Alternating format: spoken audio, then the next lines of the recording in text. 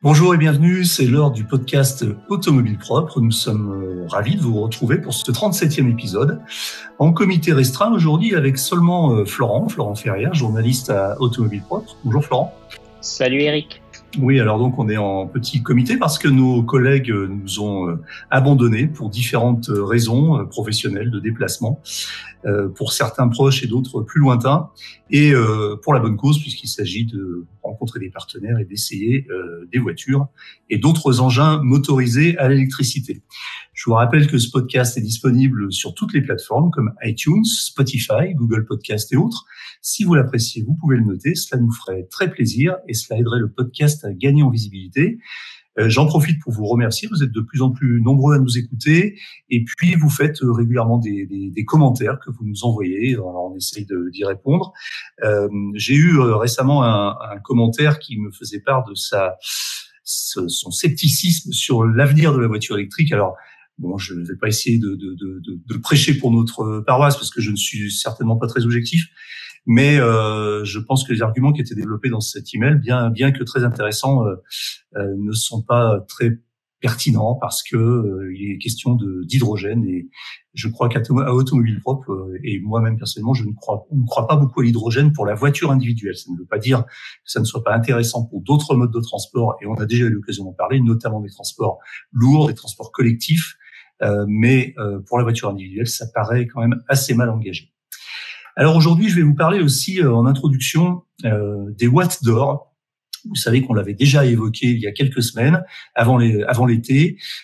Automobile Propre s'inscrit dans le mouvement de l'électrification et marque un petit peu voilà cette étape en créant le trophée de la voiture électrique de l'année, les watts d'or de la voiture électrique de l'année, avec 3 catégories principales, qui sont donc la catégorie reine. On va élire la voiture électrique de l'année dans une cérémonie, une soirée qui aura lieu le 10 novembre prochain. Et puis, on a 2 autres catégories connexes qui ont aussi toute leur importance. Il s'agit d'une part le réseau, du réseau de recharge de l'année, ou en tout cas du meilleur réseau de recharge. Et puis, la 3e catégorie, c'est la meilleure innovation dans l'électromobilité de l'année. Voilà, 3 catégories pour lesquelles nous avons mis en place un système d'évaluation à base de points qui est censé, et on a essayé de le faire le plus objectif possible, avec différents critères d'évaluation qui sont mesurables et objectifs. Alors, je ne sais pas, pour la voiture, c'est par exemple l'autonomie, c'est par exemple le poids, c'est par exemple la capacité de recharge, et puis différents autres critères. Pour les réseaux de recharge, pareil, il y a des critères objectifs. Et puis, ces critères sont notés et passent après dans la moulinette plus personnelle du jury qui va apposer sa propre note. Et enfin, un vote du public. Donc, on essaye en même temps d'être objectif et en même temps d'introduire forcément un petit peu de subjectivité parce que les chiffres, ça ne fait pas tout. Et parfois, le goût des gens, c'est aussi très important. Et c'est ce qui fait qu'on préfère un objet ou une voiture à une autre. Et peut-être qu'on a plus d'affinité avec un réseau de recharge en fonction de ses besoins. Et puis, la 3e catégorie, c'est donc l'innovation dans l'électromobilité de l'année. Donc, c'est une catégorie plus large et c'est une catégorie ouverte. Ça veut dire que nous faisons appel aux candidatures. Nous n'avons pas de liste préétablie de candidats, contrairement à la voiture électrique où on sait qu'il y a 18 modèles qui sont sortis dans la zone d'éligibilité du concours. Là, c'est un appel à candidature. Donc, si vous écoutez ce podcast et que vous travaillez dans l'électromobilité, alors plus large, c'est-à-dire dans la voiture électrique, mais aussi dans d'autres domaines de l'électromobilité, ça peut être aussi les 2 roues, ça peut être les mobilités urbaines, que vous avez un produit, un service innovant, une application, une technologie, eh bien vous pouvez candidater. On mettra le lien dans l'article du podcast, mais sinon vous pouvez aller directement sur le site wattdor.com en un seul tenant, wattsdor.com, et puis vous avez en haut à droite un petit bouton, plutôt un gros bouton, candidater, et il suffit de cliquer dessus et ça vous amènera sur la page de candidature dans laquelle vous pouvez remplir un formulaire qui est rempli en quelques secondes et qui va vous permettre de poser votre candidature pour le Watt d'or de l'innovation dans l'électromobilité. Voilà, donc on continue à travailler d'arrache-pied sur ce trophée et les votes sont déjà bien avancés. On lancera le vote pour le public en fin de semaine, probablement vendredi, et puis qui sera ouvert jusque fin septembre. Et ensuite, eh bien, on fera tourner notre petit algorithme, notre moulinette, et on sortira sur chaque catégorie un classement et donc un gagnant ou une gagnante pour ces watts d'or et qu'on dévoilera donc lors de la soirée du 10 novembre. Voilà tout ce qu'il fallait savoir pour les watts d'or. Et on attaque maintenant directement dans le cœur de l'actualité, Florent, avec en premier cette information, ce nouveau modèle, enfin un nouveau modèle si on peut dire, une voiture qui existe déjà, la Cupra Born, mais qui sort avec un nouvel équipement de batterie qui lui donne des caractéristiques plutôt alléchantes. Oui, parce que la Cupra Born avait été lancée avec la batterie 58 kWh et là elle gagne une batterie dite XL, donc elle porte bien son nom parce que c'est 77 kWh. Alors c'est une capacité nette, c'est une capacité qu'on connaissait déjà sur d'autres modèles basés sur cette plateforme, c'est la base MEB de Volkswagen et d'ailleurs elle était déjà proposée sur l'ID3 qui est en fait la cousine presque quasi jumelle de la Cupra Born. Il y a vraiment un gros air de ressemblance. C'est normal. Cupra, c'est vraiment basé sur l'ID3 qui l'a recarrossé. Donc là, avec cette grosse batterie, il y a vraiment un vrai avantage en autonomie parce que maintenant, la Cupra annonce 550 km avec une recharge complète. Ouais, donc c'est 550 km WLTP. Ce qui paraît effectivement très avantageux, très ambitieux. Et alors, ça fait de cette voiture à son tarif, parce qu'il faut parler du tarif, la voiture la moins chère avec autant d'autonomie, c'est ça? Oui, en fait, ils ont choisi un positionnement tarifaire très bien étudié parce qu'en fait, ils l'ont mis à 46 500 €. Et en fait, il y a eu un petit changement dans l'été pour le bonus maximal, c'est que la limite pour en profiter a été relevée de 45 à 47 000 €. Donc, c'était aussi pour prendre en compte l'inflation. Le gouvernement a fait ce geste. Et donc, comme il la place juste en dessous, elle profite du bonus maximal de 6 000 €. Et en fait, c'est la seule voiture avec autant d'autonomie qui profite de ce bonus maximal. Donc, ça la met à 40 500 € bonus déduit. Donc c'est un rapport prix-autonomie assez intéressant, d'autant que ça reste aussi un véhicule assez performant avec c'est une version avec jusqu'à 230 chevaux avec une fonction e-boost. Donc par rapport, par exemple, alors on parle toujours un peu de la référence qui est la Model 3. Là, on a une voiture qui a une autonomie largement équivalente à celle d'une Model 3 longue autonomie, avec un tarif qui est un petit peu inférieur, si je ne m'abuse, c'est ça, hein? Oui, parce qu'en fait, le problème, c'est que la Model 3 était déjà un véhicule qui pouvait profiter du bonus maximal avec une belle autonomie, car la version de base est quasiment à 500 km d'autonomie, sauf que le prix a tellement augmenté cette année qu'elle est sortie de la tranche du bonus maximal. Donc maintenant, elle démarre bien au-dessus de ses 47 000 €, parce que je crois qu'elle démarre à 53 000 et des brouettes. Et ce qui fait que maintenant son bonus c'est plus que 2 000 € pour la Tesla Model 3. Alors, je suis allé voir un petit peu les commentaires sur cette information et il semblerait, alors c'est pas une surprise parce que ça concerne un peu tous les constructeurs et tous les modèles, mais que les délais de livraison s'allongent de plus en plus et que pour cette version-là, les livraisons seraient prévues entre mai et juin 2023, donc presque un an d'attente, pas tout à fait, mais presque. Et puis alors, on a un lecteur aussi qui est bien renseigné puisqu'il était intéressé par ce modèle et qui nous indique que des options comme la peinture ou l'indispensable pompe à chaleur prive la voiture du bonus de 6 000 €, donc ce qui la remet à 47 500. Et puis que des options comme le toit panoramique ou les sièges électriques massants ou la sono Beat ne sont pas disponibles avec la grosse batterie. Donc il semblerait que Seat ait fait des choix et pour tirer les prix et rentrer dans le cadre du bonus écologique, eh bien ait fait l'impasse sur quelques équipements. Après, il faut pas oublier que quand même que c'est le prix final d'achat qui peut compter sur le bonus. Donc la pompe à chaleur, il faut par exemple demander à se la faire offrir. Et puis on restera dans la bonne tranche, quoi. C'est vraiment, il faut savoir aussi un peu négocier le véhicule. Ça reste aussi une option à prendre, c'est la négociation. Par exemple, Ouais. sur la Mégane la plus chère, la Mégane électrique la plus chère est un peu au-dessus de ses 47 000 euros. Je pense que le vendeur Renault, s'il est pas bête, il vous accordera les quelques centaines d'euros de remise qu'il faut pour repasser la voiture dans la bonne tranche de bonus. Alors effectivement, alors c'est un petit peu, c'est très bizarre ces histoires de tarification parce que moi j'appelle ça toujours de l'habillage de tarifs et finalement c'est un peu un marché de dupes parce que quand le gouvernement augmente hausse le seuil d'éligibilité, j'ai l'impression que il y a un effet mécanique comme par hasard qui fait que le prix des voitures augmente d'autant. Pour coller à peu près à l'éligibilité. On connaît ça dans beaucoup de domaines et pas seulement dans l'automobile. Dès qu'il y a subvention, il y a augmentation des prix. Mais bon, si c'est le prix à payer pour que la voiture se développe, après négocier c'est pas toujours évident. D'ailleurs, le lecteur nous dit bien, je l'ai pas dit, mais j'ai pas mentionné, mais que le commercial n'était pas du tout enclin à des remises. Donc, quand on est sur un marché un peu tendu où il y a beaucoup de demandes, où les voitures finalement plaisent et où il y a des délais très longs, il est peut-être un petit peu plus difficile de négocier. Alors, il y en a une autre qui justement, tu viens de le mentionner, Florent, et ça sera notre deuxième sujet, qui se négocie, je ne sais pas si elle se négocie facilement, mais c'est la Mégane E-Tech, donc la Mégane électrique, qui est sortie au printemps, et qui continue à littéralement, on va le dire, cartonner en termes de vente, puisque c'est une voiture qui se vend très bien depuis sa sortie, et qui est encore en tête des ventes au mois d'août, avec 1521 exemplaires écoulés, et avec un cumul depuis son lancement de 6257 exemplaires.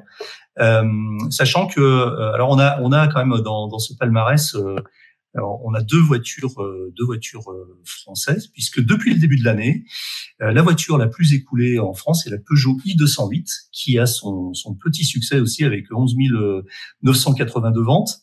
Et donc la Mégane E-Tech, qui a été lancée quand même bien plus tard et qui est arrivée sur le marché, on va dire entre mai et juin, fait déjà plus de la moitié des ventes de l'i208 en 4 mois.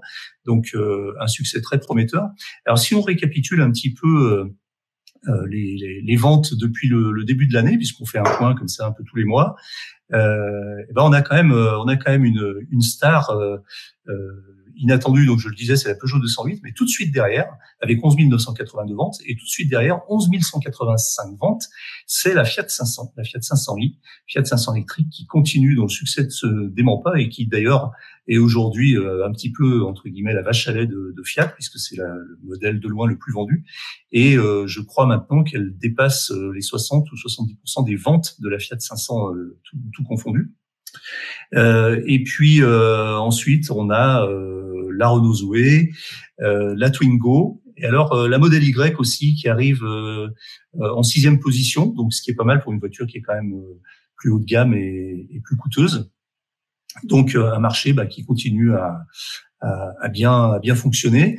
Alors on se pose plein de questions là, on est un petit peu dans le doute là depuis, même quand on est comme nous des adeptes convaincus de la voiture électrique. On doute un peu parce que ces derniers temps et ces dernières semaines et même ces derniers jours, il y a beaucoup de remises en question en raison de la crise énergétique et de l'incertitude de ce qui va se produire et ce qui pourrait arriver dans les semaines et les mois qui viennent, notamment le spectre des coupures d'électricité et évidemment tous les anti-VE, parce qu'il y en a beaucoup, se jettent à bras raccourcis sur cette actualité, sur cette occasion, pour enfoncer le clou en disant que la voiture électrique c'est pas l'avenir, que ça fonctionnera pas, que c'est une aberration aujourd'hui à une période où on nous demande des économies d'énergie, et ils amènent comme argument notamment, et ils n'ont pas tout à fait tort, la Californie qui vient d'une façon presque simultanée d'annoncer la fin de la voiture thermique en 2035, comme l'Europe, et qui, pratiquement dans la même phrase, demande aux utilisateurs de voitures électriques de ne pas recharger leur voiture entre, je crois, 17h et 22h. Donc, ça fait beaucoup de paradoxes, et effectivement, par moment, on peut douter, on peut se dire, mais est-ce qu'on a pris la bonne voie? Est-ce que, enfin, nous, c'est pas nous, Automobile Propre, mais est-ce que, d'une façon générale, l'industrie et est-ce qu'on a pris la bonne voie en allant sur le tout électrique? Mais bon, on va pas douter très longtemps. Ça remet pas en question, je pense, les fondamentaux. On est là sur une crise qui est structurelle, qui est, on l'espère, ponctuelle et passagère. Et on rappelle que la voiture électrique, comme moyen de locomotion unique, c'est 2035 en Europe. C'est donc dans 13 ans et qu'il y aura beaucoup de choses qui seront passées d'ici là. Et probablement qu'on aura tiré les enseignements de cette crise de 2022 en regardant dans le rétroviseur. Oui, 13 ans, ça fait loin, mais ça, à l'échelle de l'industrie automobile, on a déjà pu en parler, mais ça reste très court aussi. Mais c'est vrai qu'en ce moment, là, ils viennent de lancer vraiment l'ultime phase de débat, de négociation à l'échelle européenne entre les différentes instances pour vraiment se mettre d'accord sur les règles. Donc, on va vraiment bientôt être fixé, quoi. Donc, est-ce que l'hybride rechargeable va être un peu sauvé? Est-ce que les carburants alternatifs aussi? Il y a quand même une clause aussi un peu on va dire, de revoyure qui est aussi souhaitée par certains pour voir si cette échéance du tout électrique en 2035 est tenable en rapport de l'évolution des derniers chiffres de vente connus, et puis même sur les prochaines années jusqu'à, je crois, en 2026, c'est là où ils veulent refaire un point d'étape. Mais ça, c'est loin et pas loin en même temps. Oui, tu as entièrement raison. Moi, je disais que c'était loin dans l'immédiateté de l'actualité dont on parle aujourd'hui, puisqu'aujourd'hui, on parle de problèmes d'énergie, on parle de semaines. Donc, tu vois, si on met en comparaison quelques semaines et 13 ans, on a quand même un sacré gap. Cela dit, j'entends parfaitement ce que tu dis. Et est-ce que tu penses qu'on pourrait cette échéance de 2035 pourrait être remise en question au vu de ce qui se passe aujourd'hui, en supposant que les politiques ne réagissent pas sous l'émotion et sous la panique de l'actualité du moment. Avec un peu de recul, est-ce que par exemple on pourrait dire bah non, finalement 2035 c'est trop court parce que on a des problèmes encore d'approvisionnement en énergie électrique et il faut attendre d'avoir plus de sources et donc on repousse à 2040 ou 2050.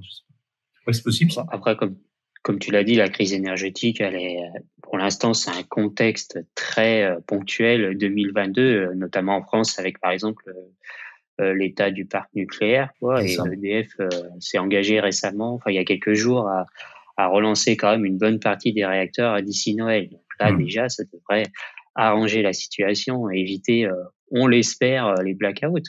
Après, oui, ça invite à réfléchir quelle est la consommation électrique que ça va représenter tous ces véhicules. Alors ce sera pas un parc à 100%, parce que 2035 c'est interdire la vente de nouveaux véhicules thermiques, mais ça sera pas interdire d'utiliser un véhicule thermique. Donc il y aura quand même aussi, dans le calcul, il y a ça à prendre en compte.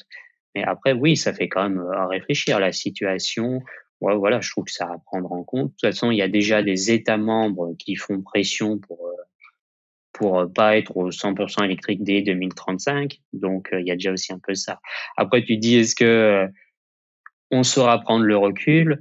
Des fois, moi, j'en doute un peu parce que vraiment, est-ce qu'on a pris du recul sur le diesel? Non. Enfin, voilà, le diesel, il a suffi du scandale Volkswagen pour qu'il soit complètement, il y a un retournement de situation du diesel en quelques mois, quelques années assez fou. Donc, on voit bien qu'on prend pas toujours assez de recul. Carlos Tavares, qui dirige Stellantis, critique assez souvent maintenant les instances européennes pour dire que, voilà, lui, il pense qu'il n'y a pas assez de recul, justement, et il alerte souvent sur le fait que, attention, faudra pas venir se plaindre dans 10, 20 ou 30 ans, disant que, finalement, le tout électrique, c'est pas la panacée niveau écologie, quoi. Alors, un autre sujet qui n'a rien à voir, puisque là on parle vraiment de marque et de marketing. Bien sûr, ça concerne aussi directement la voiture électrique. C'est un sujet qui nous a bien fait marrer, ou qui nous a fait un peu dresser les cheveux sur la tête, par son côté un peu what the fuck, si on peut dire. C'est Citroën qui ne bloque plus l'arrivée de Polestar en France. Alors, qu'est-ce qui s'est passé, Florent, avec Citroën, et où on en est là? C'est quoi cette espèce de situation ubuesque? Oui, parce qu'en fait, Polestar, donc c'est une marque de Volvo, une marque focalisée sur les véhicules électriques plutôt performants, qui lors de sa création avait prévu un lancement assez rapide en France, mais n'est toujours pas disponible en France, alors que son premier modèle de grande série, c'est une berline, a été lancé dès 2020 sur plusieurs marchés. européen, ce que Citroën n'a pas aimé le logo de Polestar, parce qu'en fait le logo de Polestar, il est constitué, c'est une étoile formée de deux chevrons qui sont face, et Citroën, c'est la marque chevron, et donc la marque chevron n'a pas aimé ce logo, et elle est allée carrément jusqu'à porter plainte devant la justice française, qui lui a donné raison d'une certaine manière, alors pas sur la contrefaçon de logo, mais sur l'atteinte aux marques. C'est-à-dire que Polestar aurait pu profiter d'une certaine manière de la notoriété des chevrons de Citroën. Donc, résultat, Polestar n'avait pas le droit d'afficher son logo en France, donc il ne pouvait pas non plus venir vendre ses véhicules en France.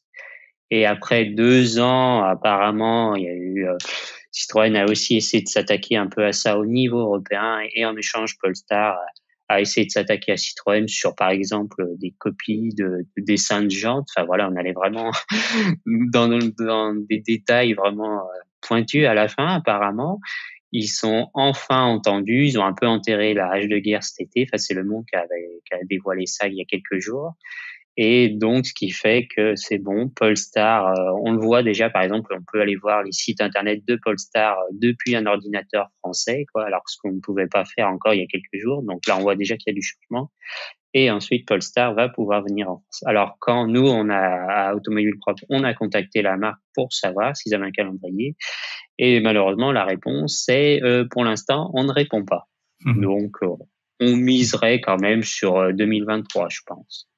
Mais c'est terrible parce que effectivement, Citroën était allé jusqu'à parvenir à faire interdire l'accès au site internet de Polestar depuis la France. C'est complètement ubuesque. Enfin, c'est même, c'est débile. Enfin, je trouve pas d'autres mots. Hein. Je suis désolé pour Citroën, mais une réaction, alors que je pense que Citroën aurait pu réagir de façon plus smart, plus intelligente, peut-être en affirmant son identité de marque par l'humour, en trouvant une espèce de petits trucs un peu marrants qui mettent tout le public et les rieurs de son côté, alors que là, ils se sont franchement ridiculisés. Et la preuve en est qu'aujourd'hui, ils sont obligés de faire marche arrière. On peut aussi dire qu'ils ont reconnu un petit peu leur erreur et qu'ils font preuve d'une certaine intelligence finalement en acceptant que Polestar investisse le marché français. Mais qui allait confondre une Polestar avec une Citroën? C'est probablement pas forcément le même public, la même clientèle. Enfin, toute cette histoire était totalement ridicule. Et finalement, on est content qu'il y ait une issue amiable et intelligente entre deux très grands constructeurs. Oui, parce qu'en plus, je sens qu'il y a une attente quand même de certains clients français pour les produits Polestar. On voit, nous, les articles consacrés à Polestar, ils marchent toujours très bien. Il y a un vrai intérêt. Il y a un effet de curiosité parce que certains ont pu en croiser cet été sur les routes françaises. Voilà, moi, j'ai un ami qui m'a envoyé une photo en disant, mais c'est quoi ce truc, quoi? Et voilà, c'est vraiment un véhicule c'était une 2, la berline 2, qui a vraiment, voilà, elle est sortie du lot, elle a attiré son attention en disant, c'est quoi ça? Donc, je pense que la marque, en plus, suscite une curiosité. Ouais, effectivement. Alors, on en a vu un peu cet été, ou pas que cet été d'ailleurs sur les routes françaises, mais généralement c'est des Polestar qui sont immatriculés aux Pays-Bas, en Allemagne, en Suisse ou en Norvège. Et j'ai eu l'occasion d'en regarder, d'en suivre une ou deux. Et c'est vrai que c'est une voiture qui est assez sympa, qui a une ligne originale, et il n'y a pas de raison qu'elle ne rencontre pas un certain succès ici. Alors on a parlé dans le focus d'un sujet un petit peu iconoclaste et un peu amusant qui concerne Tesla. C'est un YouTuber qui a publié sur Automobile Propre une tribune, enfin on va appeler ça une tribune ou un article. Donc il s'agit de François Clair. C'est un YouTuber auto qui n'est pas à l'origine spécialisé dans la voiture électrique, mais qui a aujourd'hui fait le choix de rouler en Tesla Model 3 et qui a publié un article au titre assez trompeur et assez iconoclaste, comme je le disais, puisque le titre c'est 3 jours pour faire 900 km dans sa Tesla Model 3, la galère. Et en fait, alors c'était très surprenant de lire ça sur Automobile Propre, et en fait, quand on lit l'article, on comprend vite, mais même si on l'avait pas compris déjà dans le titre, que c'est un titre clin d'œil et que c'est une sorte de joke, de blague, et un petit clin d'œil à tous ces médias qui font du VE bashing, de la critique de voitures électriques systématiques, je sais pas, on sait pas pourquoi, idéologie, peur du changement, résistance au changement, caresser leur lectorat dans le sens du poil. Enfin, c'est très bizarre. Et du coup, il a pris un petit peu le contre-pied en prenant faisant un titre un petit peu comme ça, clickbait, on dit, ou entre guillemets putaclic en français, en mauvais français. Et pour expliquer que lui, il avait fait ses 900 km de trajet très tranquillement dans une voiture chargée à bloc, autant la batterie que les coffres, et puis le nombre de passagers, et que tout s'était très bien passé, qu'il avait mis à peine plus de temps que s'il avait fait le même trajet en voiture thermique, et en reconnaissant tout à fait, cependant, que sur les trajets autoroutiers, on était très loin de l'autonomie promise par Tesla et aussi par les autres constructeurs, puisque généralement, on vous promet entre 450 et 550 km d'autonomie selon le modèle, et puis on s'aperçoit qu'à 130 avec 4 personnes dedans et un peu de clim, on est plutôt à 300, 350 km au grand maximum. Mais ce qui n'est plus un problème, et c'est ça la grosse différence en fait avec les années précédentes, c'est qu'aujourd'hui avoir 350 km d'autonomie sur autoroute, je dis bien sur autoroute parce que sur route, en respectant les limitations de vitesse entre 80 et 90, on fait facilement les 500 km annoncés, voire plus. Mais sur autoroute, quand on a décidé d'astiquer un peu et de rouler un petit peu et de mettre son compteur à 130, 135, effectivement, on va plutôt être sur 350 km d'autonomie, 380 dans le meilleur des cas. C'est plus du tout un problème puisque aujourd'hui, les stations de recharge, le réseau de stations de recharge s'est considérablement densifié. Généralement, ça fonctionne, à part quelques petits incidents épars ici et là, évidemment, qui sont bien sûr très désagréables quand ils se produisent, mais généralement, ça fonctionne. Ce sont des recharges rapides. On s'arrête 20 minutes, le temps de boire un café, de passer aux toilettes et puis de se dégourdir un peu les jambes. Et souvent, la recharge est finie avant même qu'on ait fini tout ça et on repart. Donc, c'est plus vraiment une question. Et c'est cette tendance en fait qui est intéressante et c'est un petit peu ce que je voulais souligner à travers l'article de François Clerc. C'est que ce changement, on l'a vraiment senti au cours des 6 derniers mois et même des derniers mois. Et j'ai vu fleurir sur divers sites et sur les réseaux sociaux énormément de témoignages d'électromobilistes qui disaient voilà ce que j'ai fait pendant ces vacances. J'ai fait X kilomètres, voilà les conditions, voilà mes arrêts, tout s'est bien passé. Et j'ai vu très très peu d'expériences négatives. Alors moi, je vais parler de mon cas particulier parce que pour rebondir sur ce sujet, je l'avais évoqué rapidement dans un podcast il y a 2 semaines, et j'y reviens un peu plus en détail parce que j'ai regardé un petit peu. Et en fait, il s'avère que durant cet été, j'ai fait une boucle Lyon, Bretagne, Normandie, Bretagne, Landes, Auvergne, Lyon. Et finalement, j'ai fait un peu plus que ce que je pensais, parce que on a fait en gros 3500 kilomètres. On a fait une dizaine de recharges en tout. Et on a énormément diversifié puisqu'on a fait très peu de recharges rapides chez Tesla. Et comme je le disais, on a fait sur la dizaine ou la douzaine de recharges, on a fait simplement 5 recharges chez Tesla et le reste sur des petites bornes de passage comme ça où on posait la voiture le temps d'aller faire une course ou d'aller visiter un lieu. Et ça s'est parfaitement bien passé. On n'a pas eu de problème. On n'a pas eu de problème d'encombrement sur les stations, même si on sait que ça peut arriver, bien sûr. Mais même le premier jour, où c'était quand même le 30 juillet, c'était le plus gros jour de rush, on s'est retrouvé sur une station Tesla à 7h30 du matin. Alors, c'est peut-être pas totalement significatif, mais quand même, la station, on était la seule voiture à charger, alors que la station-service à côté, qui fait partie du même emplacement, était déjà blindée au niveau des bornes des pompes, et où il y avait la queue au petit déjeuner, etc., etc. Et nous, on avait une paire royale sur notre station de recharge Tesla. Voilà, donc et ça a été comme ça tout le temps. Et c'est important de le dire et de le redire. On n'est pas là pour être totalement aveugle et à faire de la propagande, mais je pense qu'il est important de contrebalancer tout ce qu'on peut lire à droite à gauche. Je lis tellement de bêtises, de sottises, d'aberrations et de clichés et de lieux communs sur la voiture électrique qu'on essaye de combattre un petit peu en répondant sur les réseaux sociaux.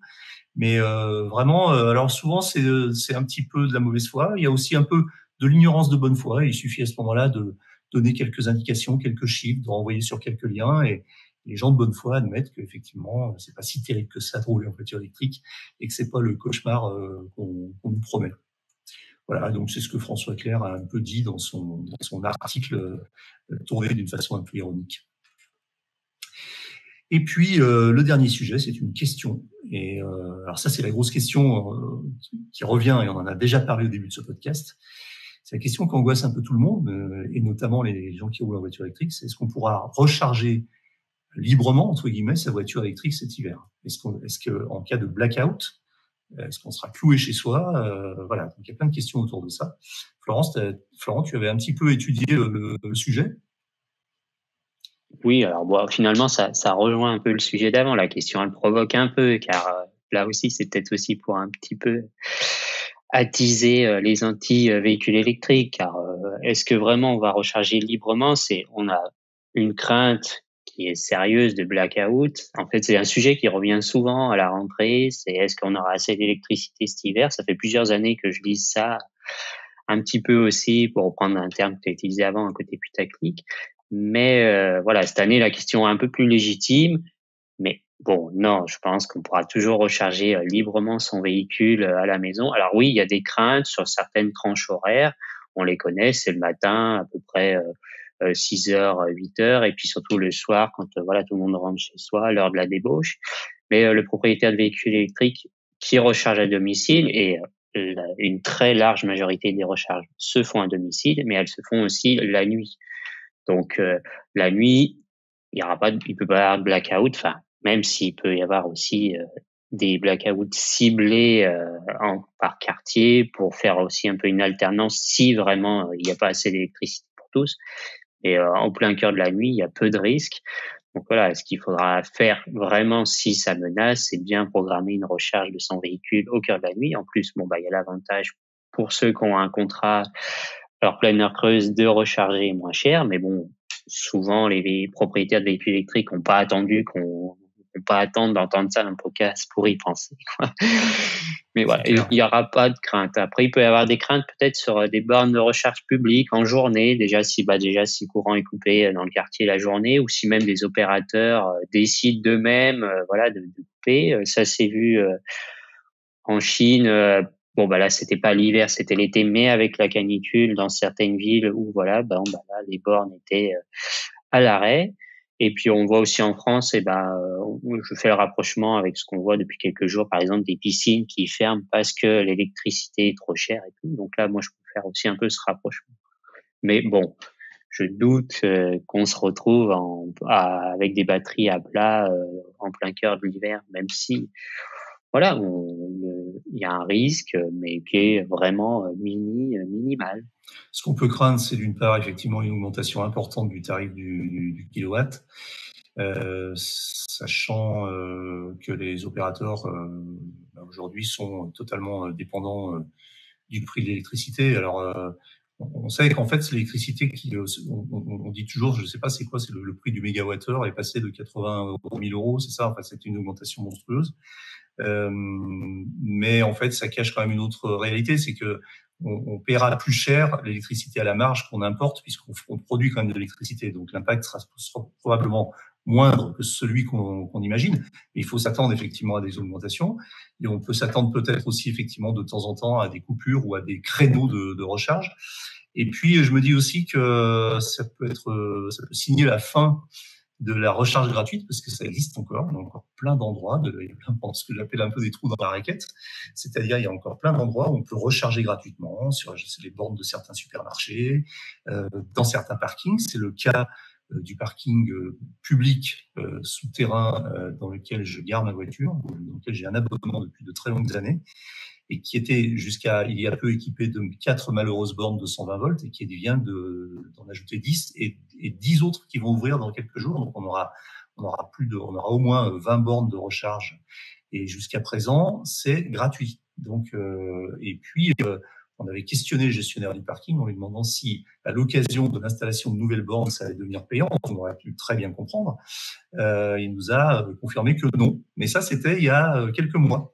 Je pense que la donne a changé aujourd'hui, et que quand je parle de ce cas qui est un cas particulier, c'est aussi un cas général, parce que je crains que cette profusion, en tout cas de recharge gratuite qu'on peut trouver quand on connaît un peu le sujet, disparaisse finalement très rapidement dans les dans les mois qui viennent. On verra bien, mais bon, c'est la loi du marché. De toute façon, la gratuité, c'est sympa, mais c'est pas toujours très sain et pas toujours très logique non plus. Donc, parce qu'au bout du compte, il y a quand même toujours quelqu'un qui paye. Donc, autant que ça soit les utilisateurs qui payent, il n'y a aucun problème avec ça. Voilà, c'était le numéro 37 du podcast Automobile Propre. C'est terminé pour aujourd'hui, mais l'actualité de la voiture électrique ne s'arrête jamais. Retrouvez-la heure par heure sur automobilepropre.com. Pensez bien à vous abonner via votre plateforme préférée afin de ne rater aucun épisode. Notez, mettez des likes, des petites étoiles, etc. sur les plateformes. C'est le meilleur moyen de nous soutenir et de nous faire connaître. Parlez-en aussi éventuellement autour de vous. N'hésitez pas également à nous faire vos retours et vos commentaires sur l'adresse podcast@automobilepropre.com. Et puis quant à nous, nous vous disons à la semaine prochaine pour un nouveau numéro de Automobile Propre, le podcast. Salut!